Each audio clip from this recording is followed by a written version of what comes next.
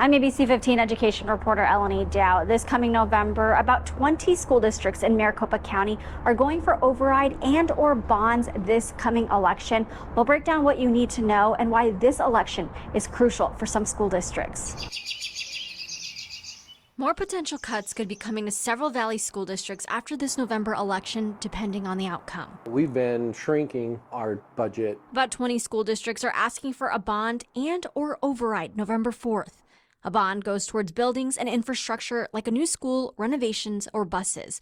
Money for overrides usually go towards staffing, some of their salaries, as well as extracurricular programming for students. In the Deer Valley Unified School District, if the override doesn't pass this November, that means they'll have to cut another $11 million from the budget, and they already did that last year. Anytime you're cutting in a district of that's my size, we're one of the largest, you eventually reach people. Deer Valley Superintendent Dr. Curtis Finch says they had to cut about 50 staff positions when their last override failed.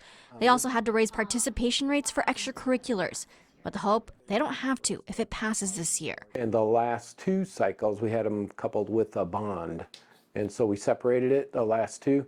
And so this time it'll be just by itself. The last question is what Saddle Mountain Unified this November is going for both a bond and override.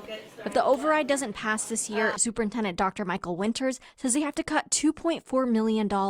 It's huge. To some districts, it may not sound like a lot, but to us, that it's a considerable amount of money. Winters says it's a trickle-down effect if it doesn't pass. That means we're not given raises for next year, which then goes into the teacher retention and recruitment efforts.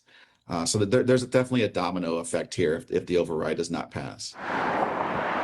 But why have these measures not passed in some districts? Taxpayers in the past tell us they don't feel a need to vote yes and pay taxes for schools their students don't attend. The reality is districts will need to cut back like Deer Valley is right now. If we don't educate the next generation, the forecast for our zone is not good. In Phoenix, Eleni Dow, ABC 15, Arizona.